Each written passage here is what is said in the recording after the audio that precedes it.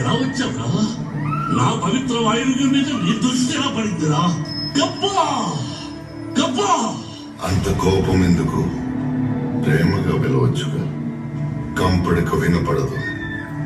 అన్నీ చూసుకునే వచ్చాను శాస్త్రి. ఏమిటా మర్యాద లేని పిలుపు? నేనెవరో తెలిసి మాట్లాడుతున్నావా?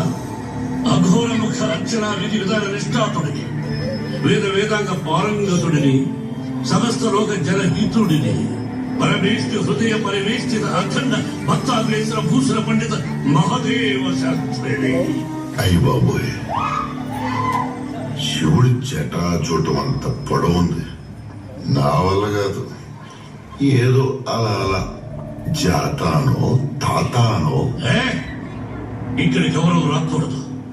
ఇది సంప్రదాయం, శాసనం. ఆ శాసనం కూడా నువ్వే రాసుంటావు. ఆపు నీ ప్రేరణ.